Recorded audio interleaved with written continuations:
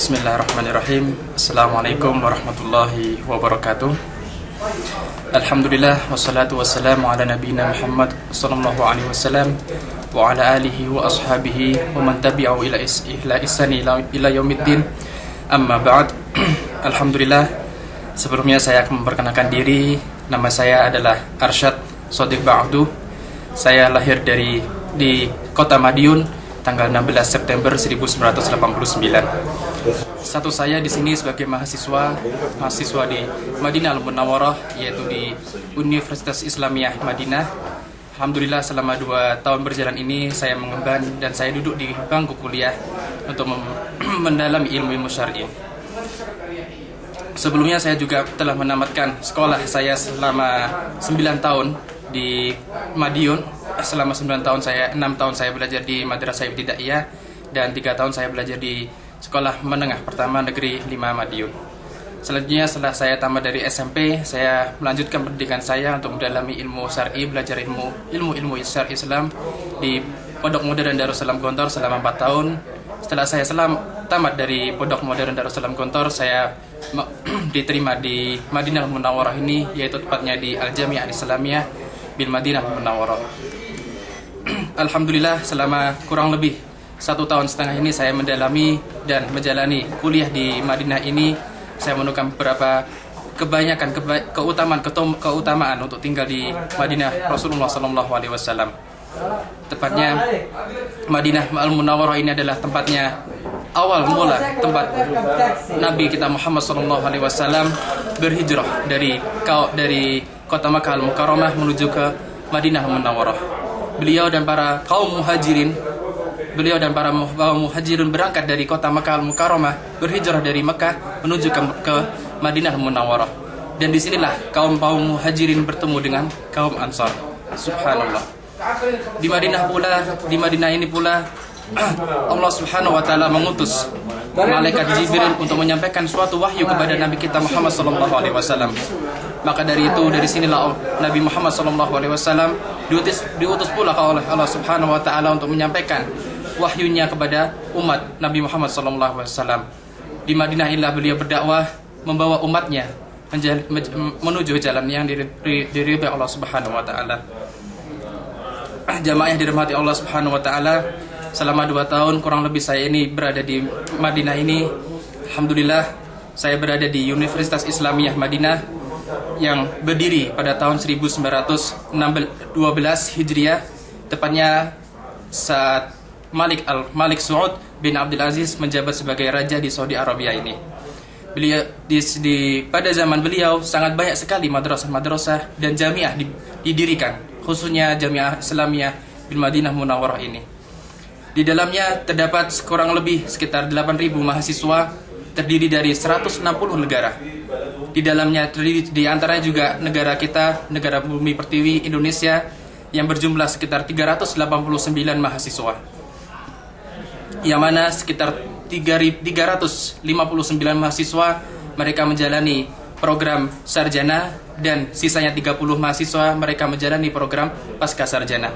Alhamdulillah, kita dapat mendalami ilmu syar'i di Madinah Al-Munawwarah ini.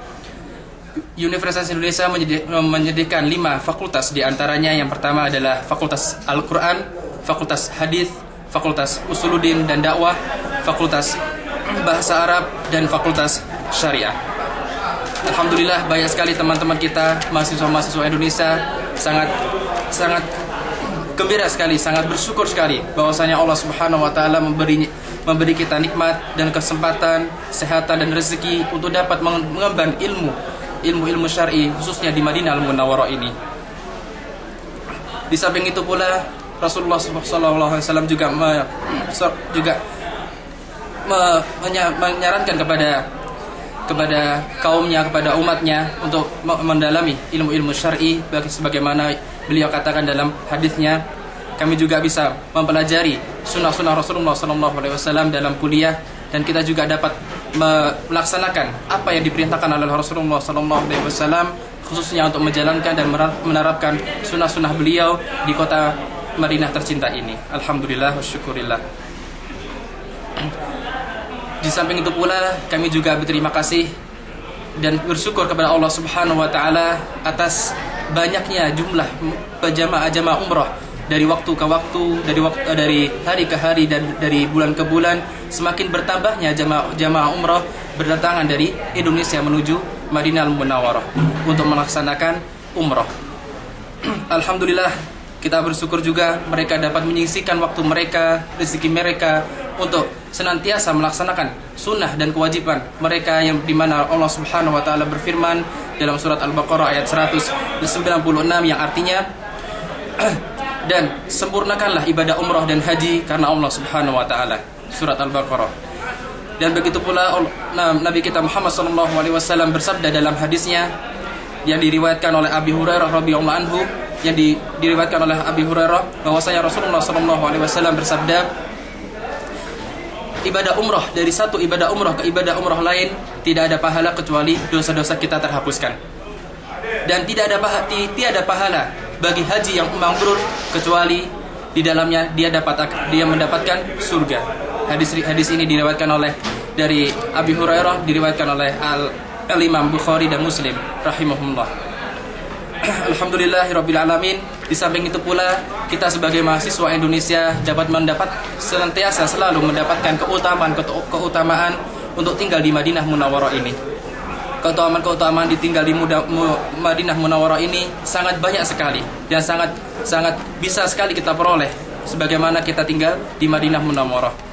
Tidak hanya kita saja yang dapat mendapatkan keutamaan sebagai orang yang tinggal di Madinah, selagi pula jamaah umrah yang berdatangan dari Indonesia menuju ke Madinah untuk melaksanakan ibadah umrah, mereka juga mendapatkan keutamaan.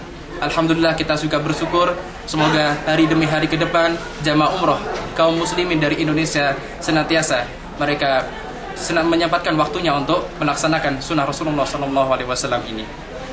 Jamaah umrah yang berdatangan dari Indonesia senantiasa mereka mendapatkan keutamaan sebagaimana tinggal di Madinah Munawwarah ini. Di antaranya yang pertama, mereka melaksanakan sunnah Rasulullah SAW dalam perjalanan mereka, bahwasanya Rasulullah SAW bersabda, janganlah suatu perjalanan dijadikan kuat atau dikokohkan dalam penyempurnaannya kecuali dalam 3 tempat. Yang pertama, Masjidil Haram. Yang kedua, masjid saya ini, yaitu Masjid Nabawi. Dan yang ketiga, Masjidil Aqsa. Hadis ini diriwayatkan oleh Imam Bukhari dan Muslim rahimahumullah. Selain itu, jamaah umrah juga mendapatkan keutamaan yang lain. Secara umum, mereka juga akan mendapatkan keutamaan bahwasanya Madinah ini adalah dinamakan Al-Haram, Madinah Haram. Bagaimana Rasulullah SAW bersabda dalam hadisnya, Al-Madinah Haramun, Al-Madinah Haramun, antara bukit air ke bukit Thur. Jadi batas-batas Madinah Al-Munawwarah ini dikatakan haram. Di situ ada batas-batasnya di antara bukit air sampai bukit Thur. Di sini dikatakan haram karena di sini Rasulullah SAW mengharamkan segala kemungkaran, segala kebatilan untuk dilakukan di Madinah tersebut. Dan barang siapa yang melaksanakan kemungkaran insyaallah akan mendapatkan azab dari Allah Subhanahu wa taala. Dan sebaliknya, barang siapa yang melaksanakan keafdalan, keibadah, insyaallah akan dilipat gandakan pahala mereka di sisi Allah Subhanahu wa taala. Jamaah yang dirahmati Allah Subhanahu wa taala, secara khusus keutamaan di Madinah ini dapat diperoleh bagi jamaah umrah seluruhnya, yaitu di antaranya tempat-tempat di sekitar Masjid Nabawi dan khususnya juga di dalam Masjid Nabawi. Yang pertama yaitu tempat-tempat yang berada di sekitar Masjid Nabawi. Yang pertama yaitu masjid, para jamaah sekalian dapat berziarah dari tempat tinggal mereka menuju ke suatu masjid, yaitu Masjid Quba. Disinilah keutamaan dapat diperoleh oleh jamaah umrah, yaitu bagaimana Rasulullah SAW selalu berangkat dari rumahnya menuju ke Masjid Quba pada hari Sabtu untuk melaksanakan ibadah dan sholat di sana. Sebagaimana Rasulullah SAW bersabda dalam hadisnya yang diriwayatkan oleh Ibnu Majah, yang artinya, barang siapa yang bersuci dari rumahnya kemudian berangkat menuju ke Masjid Quba dan melaksanakan sholat, maka tiada pahala baginya kecuali pahala orang melaksanakan umrah. Barang siapa yang melaksanakan sholat di sini, sholat di Masjid Quba, yaitu mereka akan mendapatkan pahala sebagaimana pahalanya orang umrah. Tidak tergantung, tidak terkhususkan dalam sholat ini. Bisa kita melaksanakan sholat fardu, bisa melaksanakan sholat sunnah, dan bisa melaksanakan ibadah-ibadah yang lain di Masjid Quba tersebut. Kemudian selanjutnya keutamaan yang lain di sekitar Masjid Nabawi ini adalah kita disunahkan untuk berziarah ke makam Baqi. Dari makam Baqi inilah kita bisa berziarah, kita bisa menyampaikan doa-doa kita kepada mereka, yaitu para syuhada, para pejuang perang Uhud, dan para sahabat-sahabat Rasulullah SAW yang mana mereka dikubur di kuburan yang bernama Baqi tersebut. Inilah fadilah atau keutamaan yang berada di sekitar Masjid Nabawi. Kemudian keutamaan yang lain yang dapat diperoleh oleh jamaah umrah di dalam masjid secara umumnya, yaitu mereka yang senantiasa mendirikan sholat di dalam Masjid Nabawi tersebut. Sebagaimana Rasulullah SAW bersabda dalam hadisnya, barang siapa yang sholat di dalam masjid saya ini, yaitu Masjid Nabawi, tiada ada pahala baginya kecuali 1000 kali lipat pahala yang akan didapatkan sebagaimana sholat di luar Masjid Nabawi, kecuali Masjidil Haram. Hadis ini diriwayatkan oleh hadis Al-Imam Bukhari dan Muslim. Inilah keutamaan yang dapat diperoleh bagi jamaah umrah untuk melaksanakan ibadah sholat di dalam Masjid Nabawi. Kemudian selanjutnya yaitu keutamaan selanjutnya yang dapat diperoleh oleh jamaah umrah. Di antaranya juga mereka dapat senantiasa mengunjungi suatu tempat, yang mana suatu tempat ini adalah dinamakan oleh Rasulullah SAW adalah Raudhah. Raudhah ini bertempat di antara rumah Rasulullah SAW dan di antara mimbar Rasulullah SAW. Sebagaimana Rasulullah SAW bersabda dalam hadisnya, di antara ada suatu tempat yang mana tempat itu di antara rumah saya dan di mimbar saya, disitulah namanya Raudhah, yaitu namanya sebagai taman, sebagaimana taman di surga nantinya akan menemukan sebuah taman sebagaimana taman di surga. Keutamaan di situ akan didapatkan oleh para jamaah umrah, yaitu terutama untuk melaksanakan zikir di situ, untuk untuk melaksanakan membaca Al-Qur'an dan ibadah-ibadah yang lain. Lebih cocok mereka lakukan untuk melakukan seperti itu, dan di ibadah-ibadah yang lain khususnya untuk berzikir dan baca Al-Quran. Sedangkan dengan yang sholat akan lebih afdolnya mereka sholat di depan shaf yang paling depan. Insya Allah lebih afdol dan lebih diterima oleh Subhanahu wa Ta'ala. Kemudian yang terakhir, yang tidak akan ketinggalan yang dilakukan oleh jamaah umrah, yang terakhir adalah mereka berziarah, disunahkan untuk berziarah ke makam Rasulullah SAW. Dari mana kita masuk dalam ke Masjid Nabawi yang dinamakan pintu As-Salam, Babus Salam, pintu As-Salam. Dari sini kita akan menuju ke arah timur. Di situ di tengah masjid terdapat makam Rasulullah SAW, dan kita disunahkan untuk menyampaikan sholawat dan salam kepadanya.